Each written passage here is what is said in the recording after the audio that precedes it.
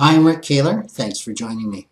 Well, after 3 decades as a financial planner, I'm seeing more and more clients reach not just retirement, but their final years.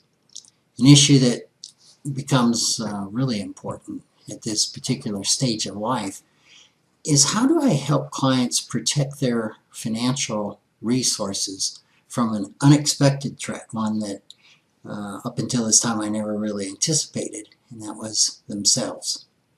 One of my saddest professional experiences came several years ago when one of my longtime clients, a woman in her late 80s with no family and very few close friends, abruptly fired me.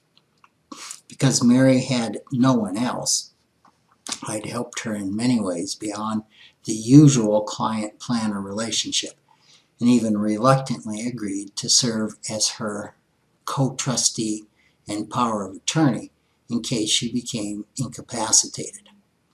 What proved to be our final quarterly meeting, Mary initially seemed confused. I was able to reassure her about the stability of her finances, and she seemed clear by the time we finished.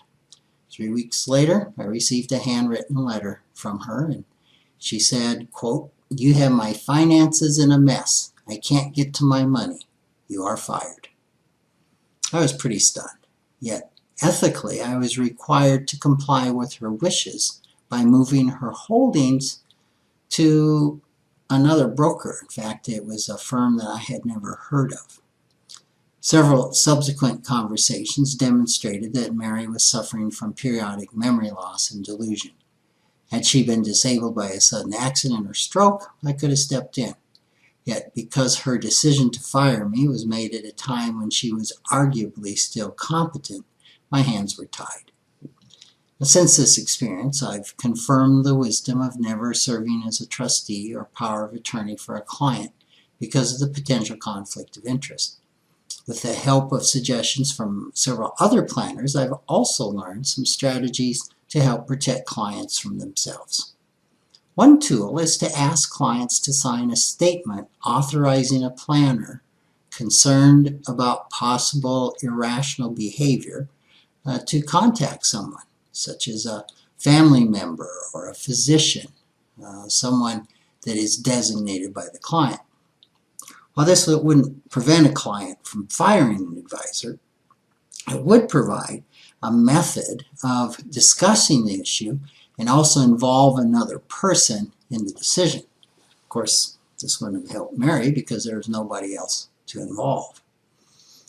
Another possibility is to put clients' assets into either an irrevocable living trust or a South Dakota domestic asset protection trust, naming someone other than the client or the planner as the trustee, while the client as the beneficiary would have the power to fire the trustee. Concern about a trustee being fired irrationally could be mitigated to some degree by having a corporate trustee.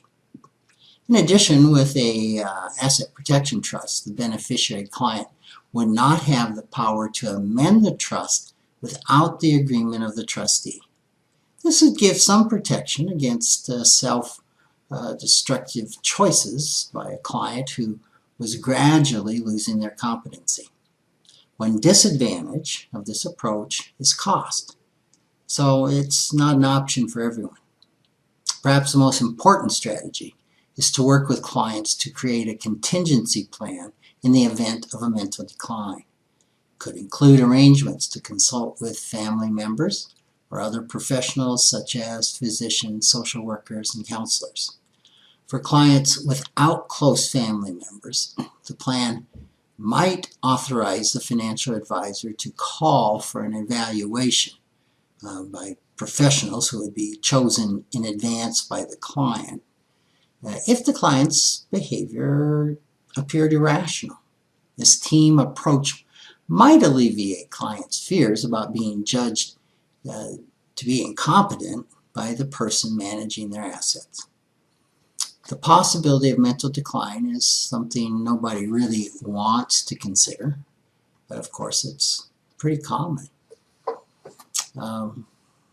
It's as essential A financial planning concern is a will.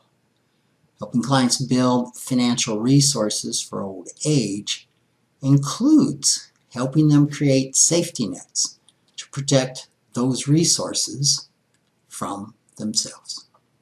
Thanks for joining me.